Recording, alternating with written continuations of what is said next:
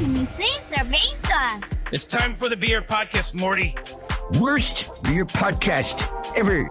Steve and Adam, funny guys. Hop Nation USA, beer podcast leaders for over 5 years. Welcome back, everybody, to another fantastic episode of the Hop Nation USA podcast. 264 is the number, but you knew that because you read the title before you clicked play. So thank you for that. I am Adam. With me is Steve. Steve is here too. We were able to wrangle him in for another episode somehow. They got me. Well, we just said, hey, 7 o'clock. And you're like, yeah, all right, I'm there. Yep. That's about it. But as you can tell, the audio quality is just a little bit different. Not bad by any stretch, just a little bit different. But that is because we are on Zoom, because we are reaching outside of the Pittsburgh market. Mm-hmm. We're talking nationwide. Well, yeah, nationwide, or at least North Carolina wide. Yeah, that's right. We do have a special guest, Jon Dispenza. He is back with us to talk beer. He was with us, what was that, a year and a half ago, 2 years ago? It was within COVID times, and Yes. There was another Zoom-isode, so I'm going to guess it was 2020 or early 2021. I would agree with that. Yeah. So we'll say episode 175. Sure. Good show. It was. But Jon, welcome back to the show. Honestly, pleasure to be here. You guys are really far away from me, nearly internationally far away. No, that's wrong, but coastally far away. Mm-hmm. But it's nice to drink a beer with you. And I guess for that, Zoom isn't all bad. Agreed. But for most other things, it is. Yes. But yeah, that's the one silver lining is we're able to talk to people we wouldn't normally be able to, such as yourself. And with that in mind, I think we have to talk about the beers we've got in front of us. Jon, you're our guest. You get to go first. What are you drinking? Well, this isn't the first time I've drank a beer that's out of production, but this is the weirdest out of production beer that I'm drinking. To start the show tonight, I'm drinking a beer called Tru Light, made by Tru Colors Brewing. I was there when they made this beer a couple of weeks ago. I was there when they canned it. I was there when it got picked up for distribution, and I was there when they said we're no longer a brewery. So I took some home, and now it's a relic, but it still tastes good. Right on. What were the numbers on that beer? My bad. This is a 4.2% American light lager. It's kind of brewed and designed to compete with something like Michelob Ultra. It's less than 100 calories in a can. It's good for mowing the lawn or pretending that you're responsible before you start slamming IPAs. All right. Fair enough. Although we don't really need to get into the numbers because you can't get it anymore. But it's still important to know. It is important. Yeah. There's probably some shelfies out there sitting around North Carolina grocery stores. So, if anyone wants to drive down from Pittsburgh, look for a Harris Teeter. Yeah. You know what? I do like me a Harris Teeter. I will admit. It's a fun name. Steve, how about yourself? What do you got for this episode? Well, I think just, quickly we should touch on, why Jon's drinking a Tru Light. Yes, we should. Jon did work for Tru Colors before they shut down. So I think, a good portion of this episode, we'll be talking a little bit about that and just kind of the story behind that brewery. But yeah, for myself, I'm going classic. Ooh. Yes. So our friend over at the Beer in Front podcast, he is running a kind of a classic throwback Beer in Front Awards. And he was looking to have a number of podcasts and beer personalities to just go through and rank some classic macros, because a lot of us haven't been drinking macro for a long time. So maybe we should go back and revisit that. Does it still suck? Yeah, probably. But now we know.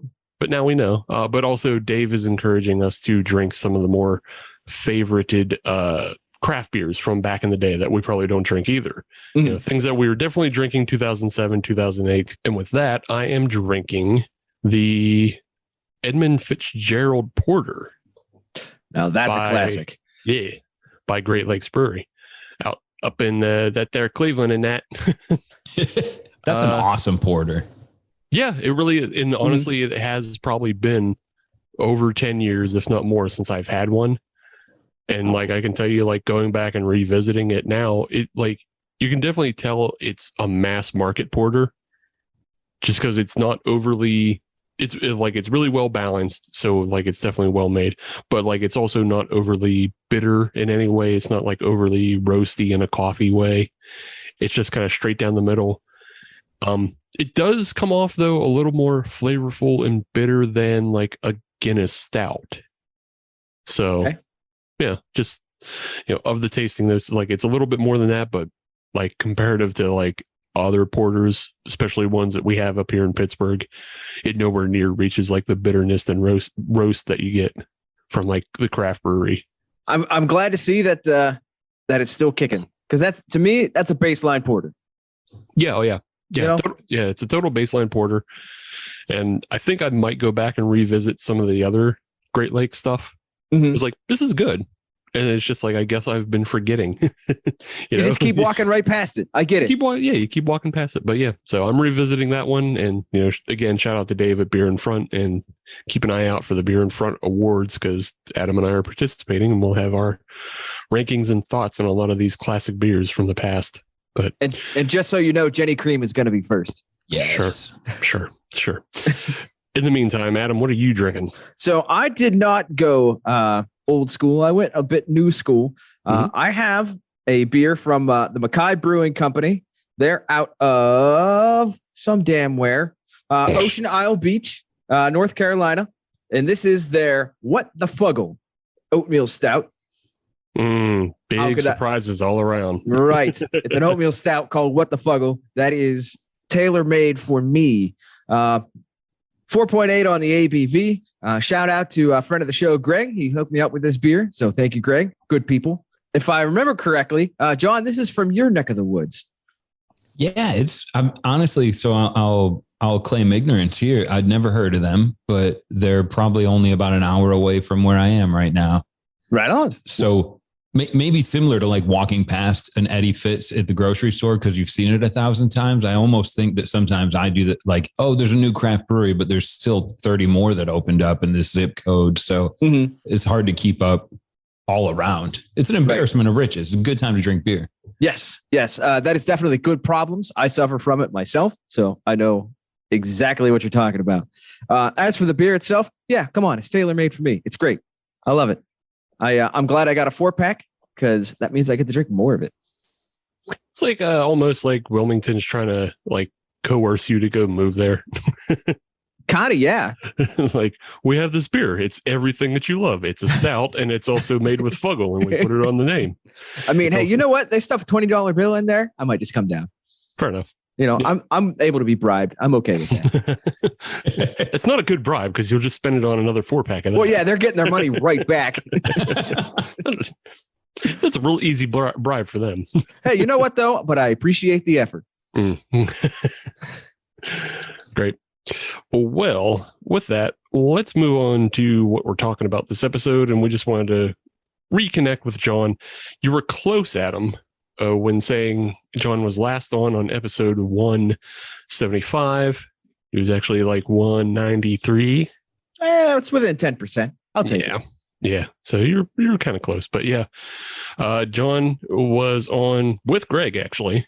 Yes. We were talking about the Wilmington beer scene in general, but for those of you who don't know, Jon was a member of the Untapped podcast when it was on.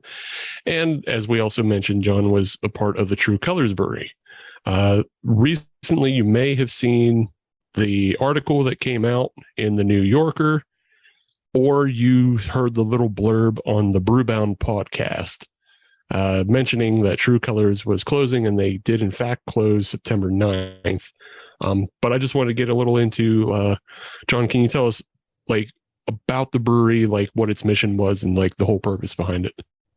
Yeah, it is. I'm glad this is a podcast, because it'd be hard to do it in like a quick TLDR, but in my best like intro summation, Tru Colors was a business that was created to provide jobs to people that couldn't get them. I mean, in a high level view, it was created by one of the board members of Untapped. So they had a little bit of knowledge of the beer world and decided, okay, I've learned about beer, And in my city, in the city that he's from in Wilmington, there was a gun violence problem. And a lot of it was blamed on gang members, rightfully so, because they actually proliferate a lot of the gun violence in Wilmington.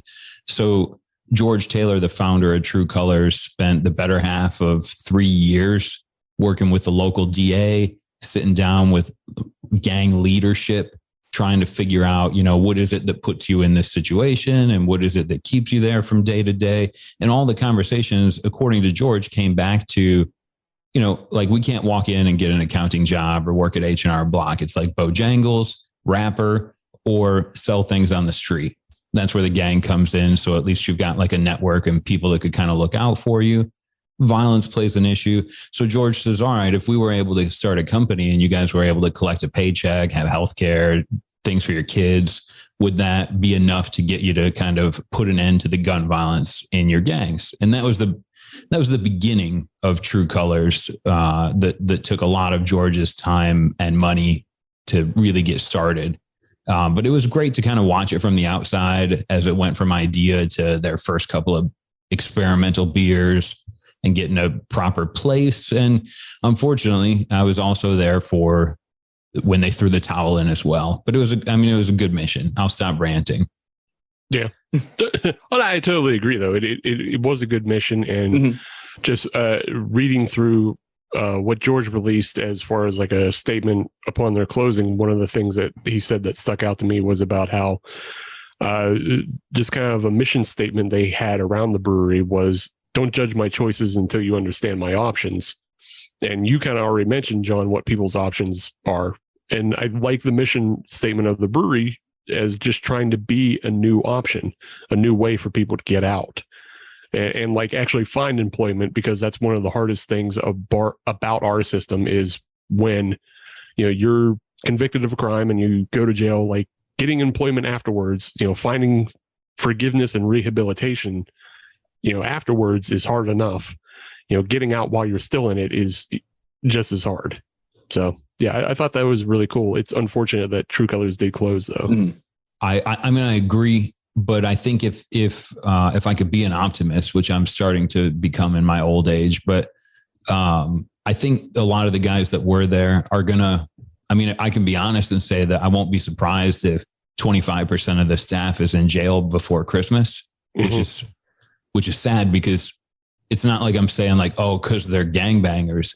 Like we ate lunch together and shared Jimmy John's and talked about how awful their sandwiches were. Like they're more like me than they are different, but they're going to go back to, okay, you've got a little bit of record of event planning at this brewery that's closed now, but you've also got a felony on your record or you're listed as a gang member. And we just don't want to take a chance on that. Right. So a lot of those guys are going to have trouble staying on the path of good, if I can sound like a Gandalf imitator, but a lot of the other guys, like, I mean, some of them had weddings planned, they got kids in daycare and stuff. And it was great to see them as we were closing up. There was a lot of internal members of Tru Colors from HR or some of the marketing staff that had a lot of connections with people in the community. And they were able to get people into interviews. One of the guys who worked on our security team would be virtually unemployable in a traditional corporate 9-to-5 world. But he had a wedding the weekend after the brewery closed, and he was able to get his forklift operator license while he was at Tru. Like we were able to get him passed and give him the certification. And then he had an interview and he already had a new job lined up for like the week after his wedding. So little things like that, I think a little bit of what Tru accomplished is able to kind of play a role in at least that guy's life. Yeah. That's great. Yeah. So was there anybody that after they came on board that really got into the craft beer side of things? Were there people that kind of just came in looking for a job and found out that they absolutely love craft beer? Was there anything like that? That was my hope, like taking the role. When I went in at Tru Colors, my official role was just a tap room manager.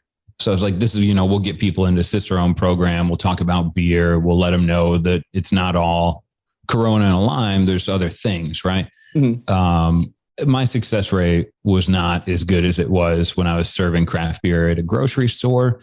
But again, if I can cherry pick some of my favorites, the guy I brought in to bartend with me, had been working as a line cook in between. Like he'd gone away a long time ago, and he was kind of already trying to get himself on a cleaner path. So we talked about food preparation and how similar it is to beer, and how you can have like 40 different versions of tacos and you can have 40 different versions of beers.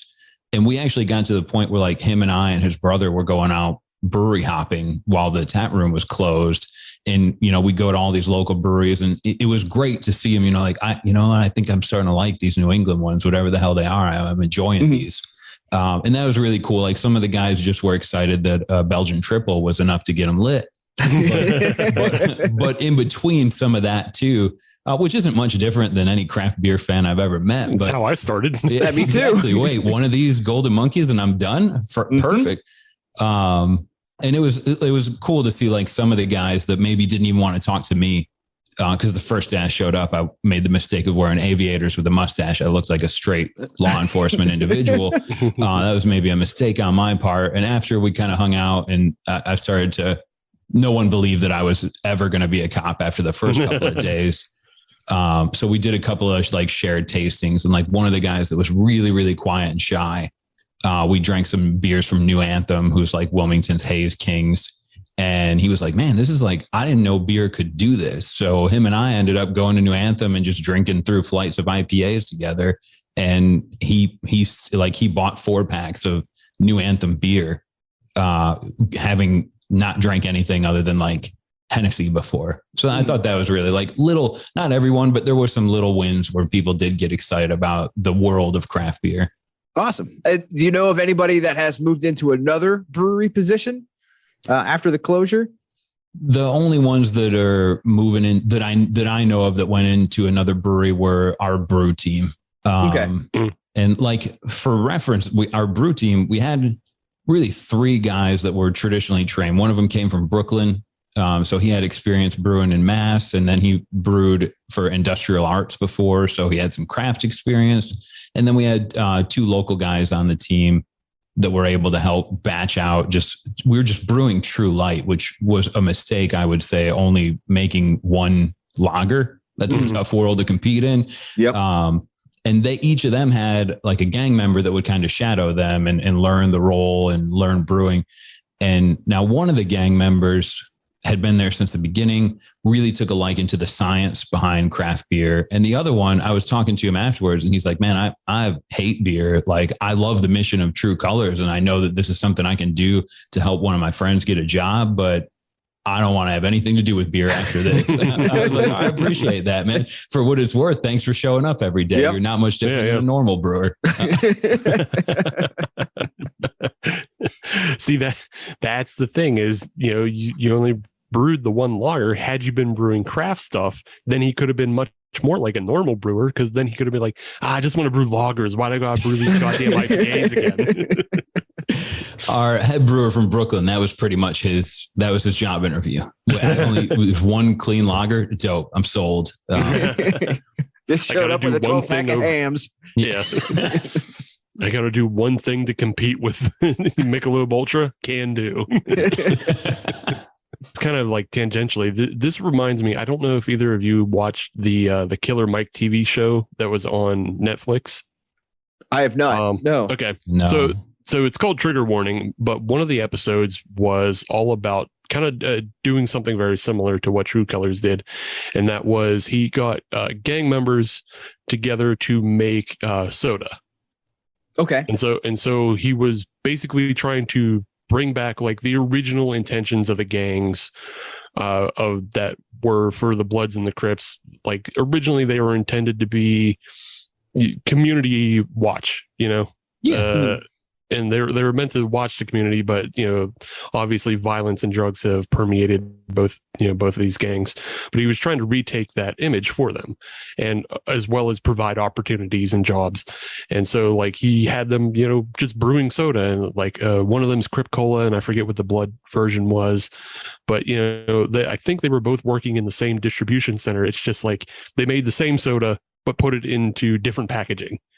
So you could, they're making left Twix and right Twix. Yeah, exactly. Yeah. I think that's how it came down, but they were working together. They were, and they had jobs and they had something to work forward. And then they were able to put it out into the community because it was a Black owned brand that they could sell it to the community. And it was also like, he made sure it was like real sugar and things like that. So it was more on a competitive level of not being like the corn syrup trash that you get out there. So I think you can still find it, but this just reminded me of that. But and it's a shame that, again, you're talking about how the guy who didn't want anything to do with beer, but it was a way to have a job. And it sucks that like this one option that he didn't even like right has gone away from him. Do you think any of the breweries that were in the area, did they start taking any cues from you guys? Did they even, like, not necessarily that they're hiring the people who lost their jobs from your place, but did anyone else in the area take on anyone who was kind of in a similar situation? Did you hear any of that?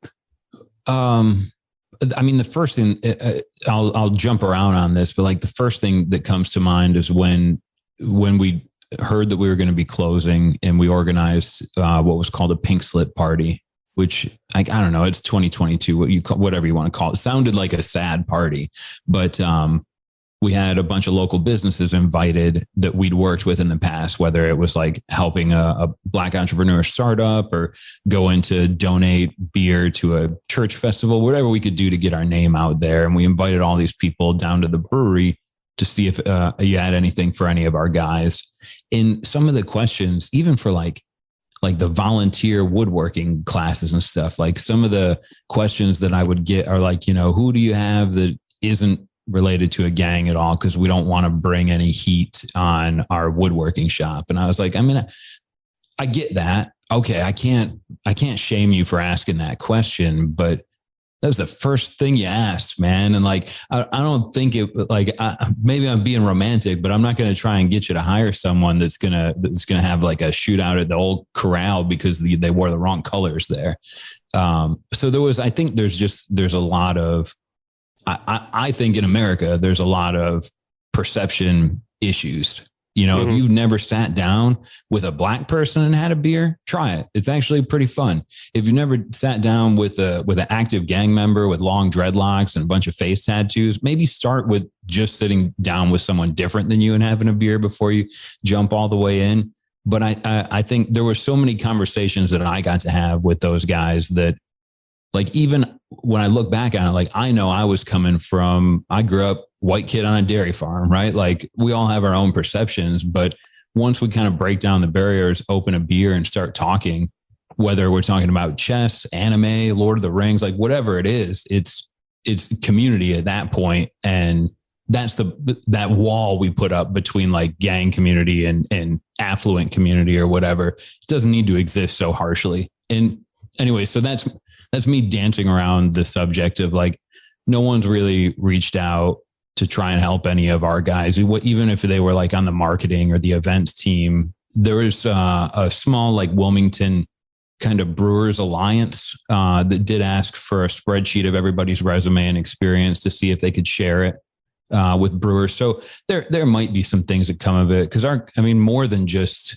brewing, we had four or five guys on an events team where they would go out and do festivals or set up events in the tap room and run trivia nights with us and stuff. We had a bunch of people on marketing. We had guys doing camera and like production video work and stuff like that. So they had a bunch of different opportunities to build a resume. Mm-hmm. Here I am ranting again. But anyways, long story short, I wish there would have been a little bit more, not even help, just openness to talk to our guys than coming in with like, well, we need warehouse help.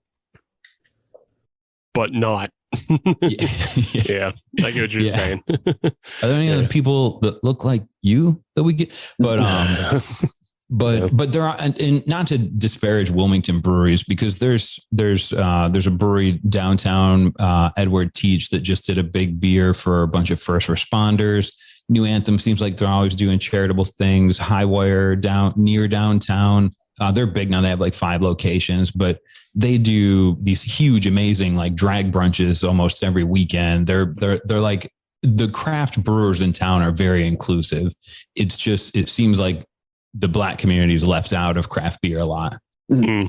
So how was the community at large accepting of the brewery? Were people coming in no problems? Did you have any issues of people coming in not sure what was going on or anything like that? It's a good question, Adam. I mean, I was in the tap room every hour that it was open, and there was one kind of Wilmington brewing godfather who was there in the beginning that came by early on to say hi. But otherwise I didn't see anyone from the breweries come by unless they were trying to get a guest tap handle or something. Maybe they're busy or whatever, but I think the city as a whole, if that's what you're asking, is like how accepted were we? John Q. Public. It was hard. I mean, if I was looking at it just from the tap room manager, I would say we had a target on our heads from day one, and it wasn't. I took the job thinking, how hard is it to open a craft brewery in this town, right? Mm-hmm. With a tap room, like it'd be easy. We're a little different. We got a huge, beautiful fenced-in backyard, so people are going to want to come here and check it out. And most of the guests, I mean, they were supportive. We had it was about 50-50 white people versus Black people, which is more than any brewery tap room I've seen in Wilmington. Mm-hmm. A lot of the Black community was coming out because they knew someone that worked here, which was part of the reason we wanted people in gangs. Like, if you're going to change your ways, then spread that to the guys and girls that you work like in your gang that you quote unquote like work with. Like, let them know that they can get healthcare. They should have a savings account. Right. And so that when the tap room opened, we got a lot of support from some of those people. But then there was a lot of people that looked at what Tru was doing is like capitalistic. Like they're using people that are in my gang, and they're telling me to come back and not use a gun. So there was like it was almost like having an argument with your father-in-law. Like, he loves you, but he doesn't want you to do it that way. Skip college and go to HVAC school. Like, that was kind of how it seemed like, where a lot of their own guys were having to justify the decision they made to come work here. Mm-hmm. And in the white community, it was like really the only people that came in, God bless them, were like hardcore supporters of the mission. And they just wanted to come like support us. Like, can I buy a hat? What can I do to help out? And that was cool. But we never really got a chance to see a tap room full of people that wanted to come and hang out, or maybe have a conversation with someone different than them. Like, we almost always had someone, one of our guys in the tap room, either working or playing chess or something, just in case you might want to have a conversation with somebody and ask, like, what is it like to be in a gang? And we didn't. I wish people would have taken advantage of that more, just to open their own. I mean, ask any questions you want, right? Like, come sit down and ask, instead of just learning from Fox News or wherever you get your info. Mm-hmm. Right. Yeah. Or just, your word of mouth on Nextdoor. Whatever goddamn nosy Karens on there. Fucking. Exactly. Not wearing UPS uniform. Walk by my house. Put out the alert. Yeah. Yeah. Yeah. Again, yeah, it does suck that like you guys had so many roadblocks on just like every level between media and between, the community not being able to come out. Yeah, it's hard to say, like, I don't necessarily want to ask, but if you want to answer, go ahead. But like, aside from also, brewing something maybe more than a lager to bring in because I guess when you guys started, lager wasn't, the trend. I think we can say lager's the trend now, but maybe lager wasn't the trend when you started. Yeah. So, maybe brewing something extra that's like a 2020 hindsight. Is there anything else in the marketing, like, you're just showing up at events? Like, were you able to get the beer fest and have interaction that way? Yeah. And it was, looking back on it, it was misleading. But I'll try and answer these two quickly. In terms of brewing other beer, we had with the tap room open, we had just finished brewing a Marzen. We were going to do an Oktoberfest. We had brewed a pale ale for the tap room, and that was a lot of like our gang brewers were able to brew on a small batch system and put stuff out in the tap room. Oh, nice. So that was something we were excited to brew, like a basic porter, and have some of them pick some adjuncts and make their own version of it. Too little, too late. But in regards to like getting out there and putting the name out, yeah, we were at almost we were at the Untapped Beer Festival. We were at Brugaloo out in Raleigh. At almost at High Mountain Beer Fest just maybe a couple of weeks ago out near Asheville and Boone. Any place we were legally allowed to go, we would send 2 or 3 guys with a bunch of T-shirts, and usually they would stand out, and people would kind of see. I think you look at the average clientele of a beer festival. It's a 40-year-old dude and whatever girl has reluctantly hung out with him for that weekend. And so, they see these guys at the brewery, they're charming, they're optimistic, they're talking about the mission. It always goes over really well. But then I'll throw dirt at this, like the lager. If we're going to a craft beer festival and I'm telling you the only way to support us is a Mick Ultra competitor. I mean, it's a good lager, but it's hard if I don't have something trendy as well. Right. Kind of bringing a knife to a gunfight. Yeah. Like the way I explained craft beer to a lot of the gang guys was like shoes, right? Like in the world of shoes and beer, IPAs are sneakers, and we're making a great penny loafer, but right, like we should probably have a sneaker out there too. Yeah. Right. You're making New Balances when you need to bring Air Ones. Yeah, exactly. But I guess, I was just interested in just like, because obviously us being in Pittsburgh, we didn't hear too much about Tru Colors. I mean, we don't hear much about anybody except for our own stuff, really. Right. But I was just interested on how much you guys were able to get out into the community and how hard that was to drag the community in sometimes. So it sounds like it wasn't easy. That's unfortunate, and it's unfortunate that Tru Colors closed. But hopefully, someone else will have heard the mission statement and attempt it and see like the good that's come from it, whether it's a brewery or other businesses. Yeah. The first one through the wall is always bloodied. Yeah. Right.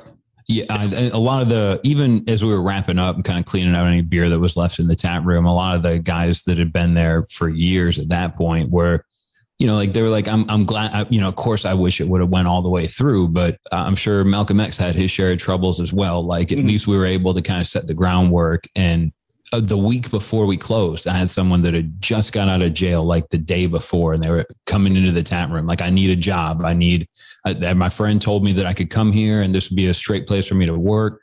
So like word was getting around Wilmington, the city or the county or whatever, some government program has kind of begun to take what Tru was trying to do and turn it into a more stable situation. So I think if there's any good thing, it's that maybe some more people will try to disrupt that perception. I mean, it's not all sunshine and roses. Like some of the guys that didn't want to come into work or didn't want to stick through it, like maybe they're not the right people for it. But what I hate is that there's a lot of guys that were the right people for it, and their kids would show up and be like, that's, they'd see like the Tru Colors logo and they'd be like, that's my dad, and I was like, this is that's awesome. This is cool. Right. Like, okay.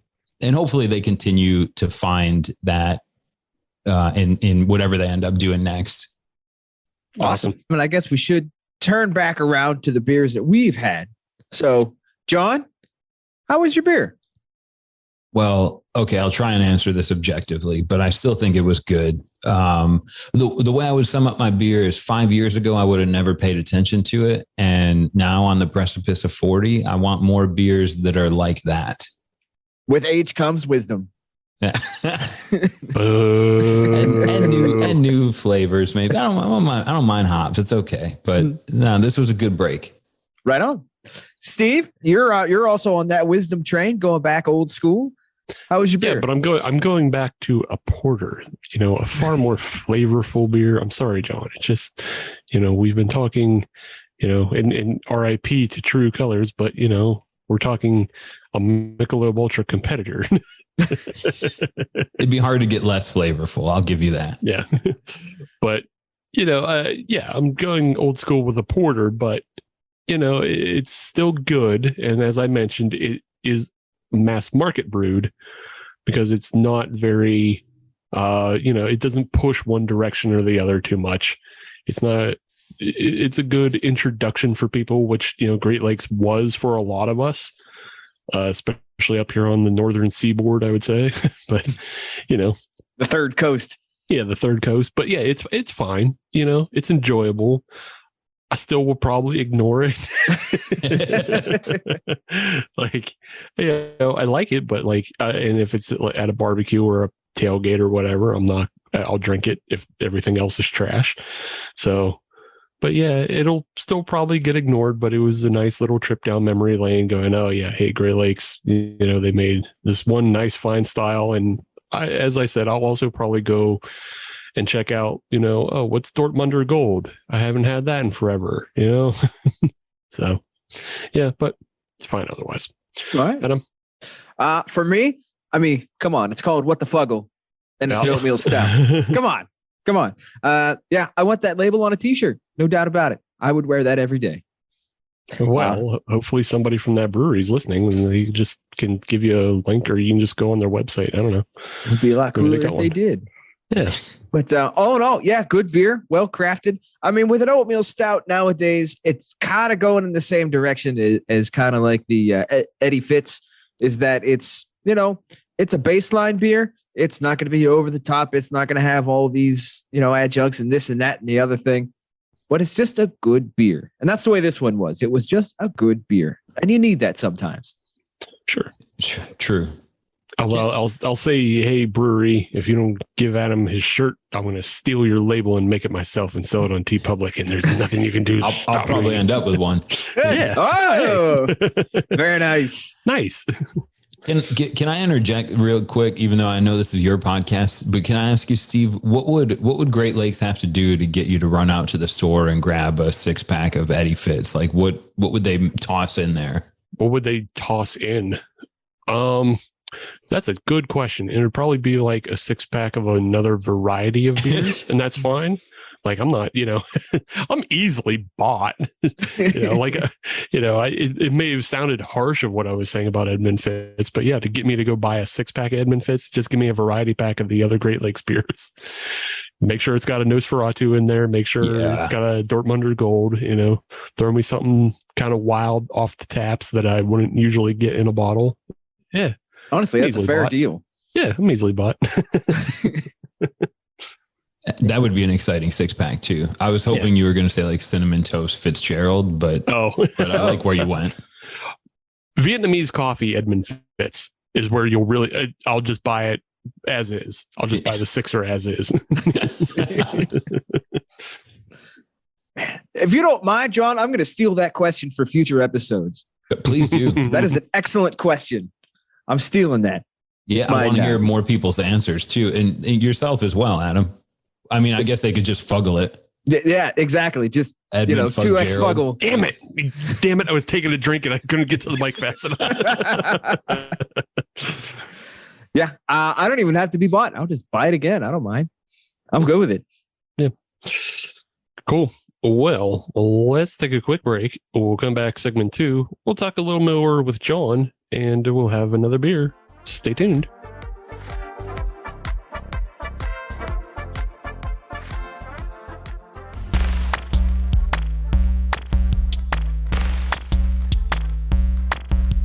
Hi, I'm Lauren. And I'm John. And we host the Beard Owl podcast, the podcast where we talk about 2 of the greatest things in the world, beer and Weird Al.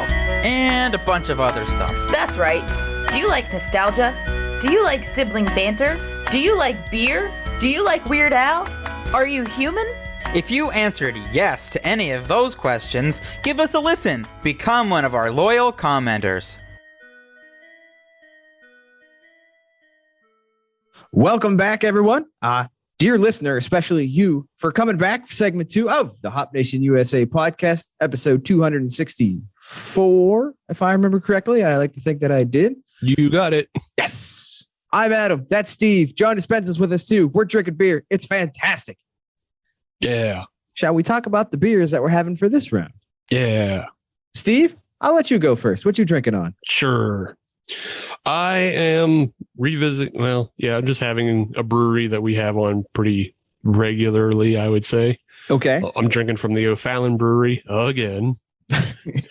And I have brought on the Pumpkin Seed Oktoberfest. Because we're still in Oktoberfest, so I can still drink Oktoberfest beers. But apparently this one is an October. It's kind of bridging the gap between pumpkin beer and Oktoberfest beer because they're using pumpkin seeds in the malt, but it's not like a pumpkin beer. Interesting. Yeah. It's fun in thought, in execution. It's not bad. It's just not doing anything. Like it doesn't, there's no like way you could tell that there's pumpkin seeds in this beer. I'll be honest. I have no idea what a pumpkin seed tastes like. Like a sunflower seed, but yeah, different a little maybe. Okay. All right. No clue. Yeah, you eat them like a sunflower seed. You put them in the oven, you roast them, you throw a little seasoning on top of them. It is what it is. Okay. There's no way you could tell. There's no way you could tell that that's in this though. It's kind of a marketing angle. Yeah, I would say comparatively to the Oktoberfest that we had last week, this one is the driest of the ones that we've. Yeah, it is. This beer is like super dry. Is it a brute Oktoberfest? Maybe, I don't know. Oktoberfest. Yeah. Like the color you can see comes very off like a Marzen, but I don't know if it's more like of a fest beer version or not. But yeah, it's nowhere near as sweet as the ones we had last week. Okay. It's not sweet. Flavor profile is pretty muted. There's nothing super interesting going on here. Maybe it needs to be a little warmer or something, but yeah, it's pretty unremarkable otherwise. Weird. Okay. Well, enjoy your tour of Ohio. So that's not right, but sure. Wait, no, they're not, are they? They're out of St. Louis, so yes, they are. Good one. Yeah. couple states more. Same thing. It's all flyover country. It's all the same. You can say enjoy your Flatlander beers. There you go. Yeah. So, John, what are you drinking on? So one, I love the reviews that you guys do. Like in the world of food and beer and wine and everything, you may be the only honest reviewers that I get to listen to. And so, anyways, transitioning off of that, I'm drinking from a local brewery in Wilmington. I'm a big New Anthem fan, and I'm drinking a New Anthem beer. They're mostly known for their haze beers. Even their lagers are hazy, but this one's called Candy Flip, which initially made me think, is this like ecstasy and LSD in a beer? It is not. But it tastes close. It's a mixed Ferm Chardonnay and Syrah aged sour blended with a Belgian dark strong. There's a whole bunch of stuff going on in there because that's what New Anthem does to me. But it's darker than I would have expected. It's you can read through it, but it's like reading through maybe Syrah colored glasses. Yeah, and it's that's weird as wow. shit. It's 7.2%, so it kind of sits around that sweet, high sessionable ABV, if that's a thing I can make up on the fly. And it drinks a lot more. You have to work to drink this as compared to the basically LaCroix of beers I just got done with. There's a lot more stuff going on in here. Yeah, that sounds really interesting. I don't even know if that's in something that like I would initially pick out to enjoy, but like all the interesting notes going on, knowing that it's blended with a Belgian and a sour blended together. Yeah, I would try it. I don't know. I'd have to get one myself. Yeah, it's definitely a one and done, or maybe a one for later. But I don't know if I could drink a 6-pack of these. In fact, I do know that I could not. Maybe it's like an after dinner aperitif or something. Yeah, actually, that's probably how you could sell it at the tap room. Like this would be either a port, a tawny port, or maybe a candy flip. It's unfortunate though that it didn't come corked with a pacifier for your club kid. Oh, geez, such a missed opportunity there. Steve, you need to get into marketing too. Yeah, I know. Because I tried to sell our Bud Seltzer, but then like Bud Light wasn't like that. They're like, no, we're not trying to have you have our Bud Dwyer on our labels. I'm like, nah, you don't get it. Nope. Nobody gets it. And what are you drinking? Oh my goodness. So I am going in a bit different direction. I'm actually going to the beautiful state of Maryland. Have something from Burly Oak. This is their Banana Painkiller Dream. Ooh. It is a ridiculous sour, lactose as far as the eye can see. It's a painkiller with banana in it. I don't know if you ever had a painkiller cocktail. They're delicious. For those in the Pittsburgh area, it's essentially like Hitchhiker's 18.44 with banana in it. Sick. There you go. But if you take a look at the glass, this glass is going to be a mess by the time we're all said and done. Yeah, that's a real gloop glop some bitch. Yeah, it is not. It is not lacing. It is just hangers on. Can we coin a phrase and say it's dingling? Like yes, Fleming? it is dingling. Yeah. Because holy cow, I'm gonna have to take the scrub brush to this one when we're done. Nice, but it's really good. Man, this is fatty boy treats. Damn it, I'm sitting here with this fucking beer and I'm like jealous of everybody else. No, you got pumpkin seeds, man. Those are good for your antioxidants or something. Probably they marketing. Be. I say if you have to use antioxidants to market your beer, you've already lost. It better be good for me. Just me and like buyer's remorse sitting. Well, pumpkin. I won't say anything more. Pumpkin, but banana. That's an untapped market. Put more of that in beer, please. Yes. Yeah. I mean, I think that's another one we all broke in on though was Wells Banana Bread. Yeah. Who the fuck didn't love that beer back in the day? And guess what? It's still sitting on the shelf waiting for you to come back. Yeah, they even relabeled it. I still pass it. I go, oh, hey, it got a new label. Nah, yeah. You just pointed at it, looked at it, and then went somewhere else anyways. It's like, hey, I remember you. And then you just walk on. There's something I haven't tried here somewhere, and it ends up being Pumpkin Seed Oktoberfest. Yeah. Well, so let me ask this question. Where'd you get it, Steve? The Oktoberfest? Yes. I got it from Ohio, of course. I mean, that's where they get the most of Fallon. They get it, you know. But I assume it was it the Calcutta Eagle? Mm-hmm. Okay. Yeah. Yeah, because again, as I'm saying at the top of the show, we're doing Dave's Beer in Front awards. And I know that Mix of Six always has a bunch of those beers in there. Mm-hmm. So I did get more than just Edmund Fitz. I got a couple other ones. And then I was like, this is here. It's that whole Mix of Six is full of pumpkin beers. Of course it is. But I don't drink pumpkin beers till October at least. But I was like, I'll bridge the gap and I'll do the seed Oktoberfest. It worked. Yeah. Their brilliant marketing worked on you. They hooked you. Yeah, they got me. Yeah, they tricked me. They boomed me. Everybody else is having something interesting, and I'm just here having fucking Oktoberfest. Damn it! It looked interesting. I'll give them that. You know, and as for me, shout out to my friend Dave. He hooked me up with this beer. Hooked him up with some other beers. So thank you, Dave. If you're listening, if you're not, listen. You'll get thanked. If you give us beers, we will talk about you. Yes, we will. Usually in a positive light. Yeah, usually. Yeah. Yeah. I mean, I don't think anybody's ever given us some real trash. So I'm trying. Mission accepted. There's one, and I'm not gonna go back into it. No, we're not. Yeah, no, we're not. There's one, and I won't talk about it. Well, admittedly, there was one that was already known to be trash when it was brought on. Oh, are you talking pickle beer? Yeah, pickle beer is great. I hated that beer. Yeah, that was god awful and tasted like feet. So, okay, John, let's refresh on some of the Wilmington activities. Has your area gotten into pickle beers? No, I'm going to say no. The closest we've gotten is a cucumber dill. Okay. That comes from a brewery that I would never suggest anyone visit. Like they're basically an event space. They do beautiful weddings and they sort of make beer.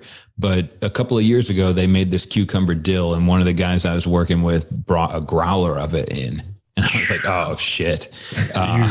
No, thanks. But it was actually really good. So it was maybe the one thing they've done that could have been good. Yeah. Cucumber dills can be pretty refreshing. We've had a couple, especially at like homebrew events. Mm-hmm. But yeah, I just noted, pickles are a pretty big part of the cuisine up here in Pittsburgh. So we've had a number of pickle beers. We even have a Picklesburg Fest. So of course that draws out even more pickle beers, but like they've been proliferating throughout the Midwest. And then the one we were talking about that Adam hates was from Texas, and it was a grape. I don't know if you've heard of this trend of putting Kool-Aid in the pickle jar. Was that Martin House? Yeah, Martin House. Yes, it was. Yeah, they're gross, but also I'd buy one of everything they make. Yeah, it's a one and done. Try it. Yeah. Like it's the most novelty thing, and they figured it out. They got you. Don't stick your finger in that. Okay, and then you always stick your finger in there. Yeah, at least once. Yeah. Yeah. You'll just get a good shock. It won't kill you. Are you guys pickle backers up in Pittsburgh? Is that a big thing too? It can be, yeah. Yeah, I've done them. It's not my like go-to, but yeah. Yeah, you can definitely find picklebacks up here. You can find pickle anything, really. Yeah, if it's gross and from the Midwest, we've got it in Pittsburgh. If it's, you might be incorrect in saying it's from the Midwest, and it might be gross and we invented it. That's true too. Because again, when we were talking to Dave, there's a good chance that Chicago stole pierogies from us. So there's a big discussion about how the Poles stole pierogies from Italy too. But I guess it all comes back to someone's grandma. Yeah. Oh yeah. Okay? Now that we're Pittsburghing, I've heard of a Pittsburgh toilet. I think it is, or Pittsburgh Potty. Yeah. Tell me that's not in everyone's house, is it? It's in a lot of houses, especially ones that were built in like World War II, in the World War II area. It's basically just a toilet. For the people who don't know, it's a toilet in the basement that is just open. Like, it's in the middle of the floor. Like just a folding chair, but it happens to be a toilet. But a toilet. Yeah. I mean, it works and everything, but like, it just, for whatever, I can't even remember the reasons why. So I believe the reason was, back in the day when all the steel mills were running hot and heavy, a lot of the workers would come back and change in the basement. And so when they change, they go to the bathroom because they didn't want to mess up, the good toilet upstairs. Yeah. Okay. That makes sense now, because my grandfather was a mechanic on the T and the incline, and like even after he retired, though, he's still just had a habit of like changing in the basement. Mm-hmm. He just kept his change of clothes like in a locker in the basement. Right. Exactly. Yeah. You come home from work, you walk into the basement, change into your clothes that weren't covered with soot and everything else. And then you could go about the rest of your day. Mm-hmm. Yep. So there you go. I didn't think we'd be talking about that this episode, but I'm glad that we did. Hey, it's a curiosity that like we never bring up, but it takes an outsider like John to like, do you guys really keep toilets in your basement? What's up with that? I mean, when I first heard about it, I thought that's weird and probably happened in one person's house. But then really, I don't have kids. I would love a giant open shit with the air moving around. Oh, yeah. Look out the window. Why don't we live this way? Why do we hide it? Yeah. Yeah. Pittsburgh basements are full of two things.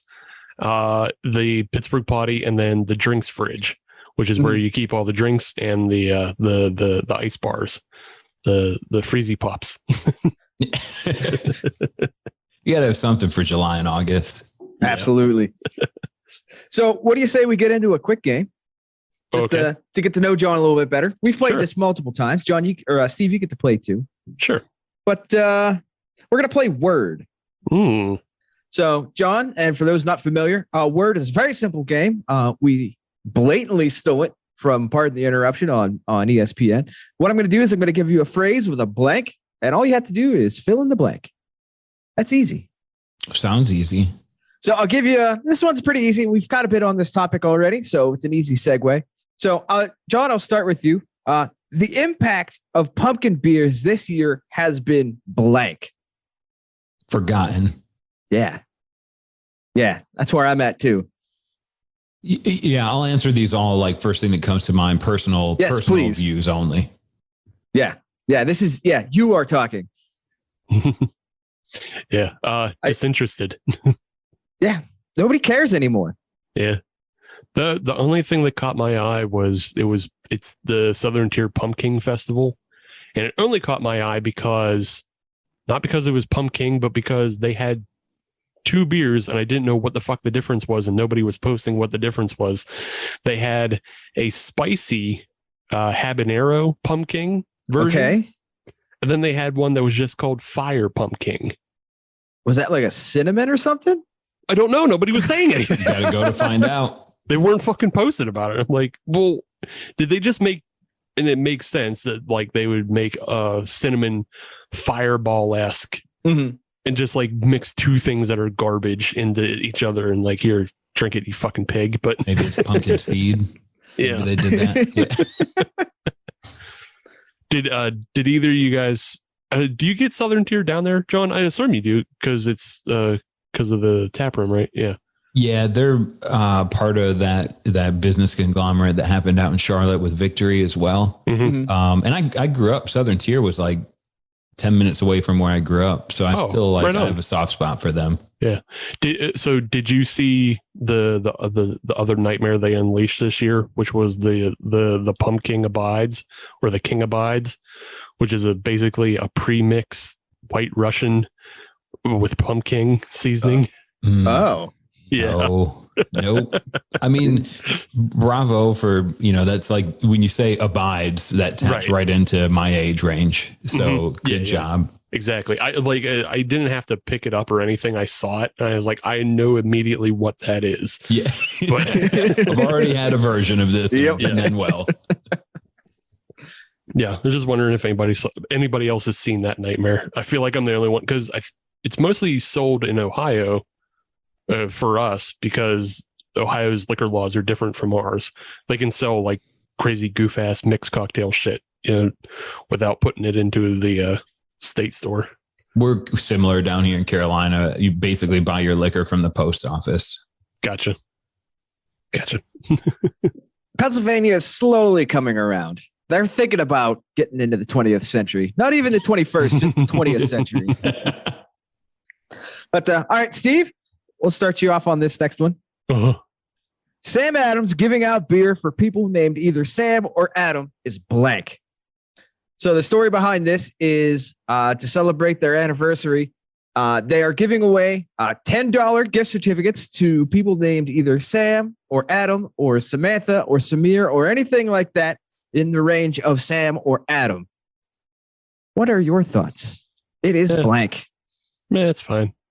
I don't care. Okay. All right.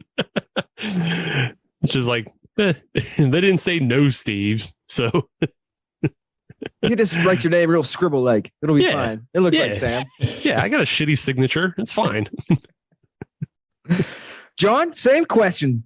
Sam Adams giving out beer to people named either Sam or Adam is blank.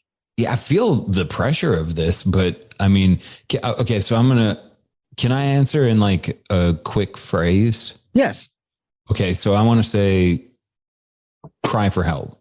Ooh, okay. Please expand. Well, I mean, okay, so you're narrowing it down to Sam and Adam, which is what, like 1% of the population in this country, give or take. So it's not like you're giving away a lot of free beer. You're just looking for name relevancy. And I would say make a good beer, which you kind of do. Like their Oktoberfest isn't bad, but giving away a $10 beer coupon to people named Sam and Adam seems like, oh, it's my last try before they fire me for marketing. It really does ring like a lot of the goofier promotions Natural Light and like Miller have been running, where you just go, what the fuck are you guys doing? It did exactly what it was supposed to and got us to talk about it. Yeah. Props for that. Yeah. And I'll say, if I really wanted to take advantage of it, like I know a Sam who would just give up that money to me because he doesn't drink Sam Adams. So, Yeah, and the reason that I avoid Sam Adams isn't the cost. That's one thing they have going for them. You could say all Sam Adams beer is free next Thursday, and I still probably wouldn't get out to the store to pick some up. Unless they had like one of their their long shot series or like Queen Bee, they did like a brag at me, like give me some. I like to drink weird stuff. Yeah, Queen Bee was fucking good back in the day. I like that. I don't know if they said it was free. I could go just get a free 6-pack of cherry wheat. I would. So going old school, I like it. If it was free, yeah, that's fair. So as one of the 1%ers who is named Adam, I probably still wouldn't sign up. Wow. You know? See, so that's the nail in the coffin. You're the market. I'm the guy, and I don't really care. Yeah, I agree. Now, Adam, yes, I hate to keep bringing this up. That's fine. Because no, it's not. It's. I keep bringing up Dave and his beer in front thing. And he's getting a lot of free promotion on this episode, but I didn't mean to. Well, that's okay though. But Sam Adams Boston Lager is on that list. Okay. So you can essentially try to get like a free Boston Lager to do your list. You know what? For the good of the show, I'd be willing to do it. Yeah. It's for the greater good. And I like this program. It reminds me of like Flagship February I tried to do once and go back and drink like Sierra Nevada Pale Ale and stuff. That's anytime you can bring me back to Wells Banana Bread, which I'll probably go buy this weekend. Yes. Now that it's back at the top of your brain. Yes. Yeah. Yeah. Making changes. You just got to find a good mix of 6 that has, this shit in it. Cause like I almost always round out a mix of 6 with like a Bell's Two Hearted if I can't find anything else. So I probably drink Bell's Two Hearted in 90-minute on the quiet more than people would expect. But that's really not anything to keep quiet. No, it's not nothing to keep quiet, but it's also nothing to brag about. It's like, I'm down in another 90-minute. Who cares? Yeah. Say, to be fair, 10 years ago, you would have been bragging on it. True. Oh, yeah, totally did. Yeah. Yeah, the 10 years ago, I drank like 3 90-minutes in a night, and I was so proud of myself. Wrote in your diary the next day, I had a good day. All right, our last one. The CO2 shortage for beer these last few weeks has been blank. John? First thing that comes to mind is American. As long as it's not American Light, because that sucks. Right. Yeah. American. That's what I would say, because I am American, and it seems like every week something like this is happening now. So it doesn't shock me the way that it probably did when it happened in Britain a couple of decades ago or years ago, or however time works. I don't know. Time is a construct. Thank you. I would say overinflated. Oh, that's a good word. Just because like we've learned from breweries in our area, because Pennsylvania engages in so much natural gas drilling, we're not going to have that shortage. And like, I think there's plenty of other places, across the country that aren't going to, but because that Northeast Boston, Massachusetts area is very affected, and there's so many hype breweries as well as Boston beer, they've blown it out of proportion, but it also gave them a news story for 2 weeks for everybody to ignore, like how they're running can shortage stories for the last 2 years. Yeah, but like still, all of us have gotten our stuff in cans. So, right. And this CO2 shortage has been happening in the next 2 weeks for the last 2 months. Right. So yeah, I think we're fine. I mean, PA is especially fine, but we'll see. It's hard for us to say any of us have been impacted completely. We've seen regular inflation among beer, I would say, like the same, not regular inflation, but comparable inflation. It's all rising at the same rate. Yeah, but we're not fucking like paying $20 for, a one can that's not a special release. Yet more nitrous beers. I'm here for it. So more with Cascale, or Cascale. Ooh, there you go. Yeah. Oh, real old school. We haven't done that yet in this country, I don't think. Not too much. Again, embarrassment of riches in Pittsburgh. We had a bar that was called Piper's Pub, and they had a Cascale night every week. Yeah, but yeah, they've been closed for a minute because of COVID. But someday they'll come back. Someday. And when that happens, it'll be a good day. Yeah, but yeah, more real ale in America. Let's start drinking warm ass fucking bitters, boy. Fair point. Like I said, if anybody needs somebody in marketing, talk with Steve. Put that on a t-shirt. Warm ass banana bitters. I'm here for it. So that's how you play Word. So Jon, thank you for coming on the show. This is a lot of fun. Yeah. Thanks for coming on, Jon. Honestly, you guys, I'm recently unemployed. If you haven't heard about Tru Colors, this was a lot of fun, guys. I appreciate the offer to talk. And I appreciate you coming on and talking candidly about it. We need more of that in the world. Indeed. Yeah. And also just being able to spread the message. We don't have the hugest listenership in the world, but, hopefully it'll touch at least one or two people and give them a positive feeling towards, what the mission Tru Colors was and something that they didn't know about before. But Jon, I want to, you mentioned you're recently unemployed, but do you have an idea of where you might be headed next? No, I think that's a really safe question to ask, but I've been employed steadily since 99. And you guys were talking to David Paul Seymour a little while ago, and he said he would have never started doing label art for bands and breweries had he not been laid off.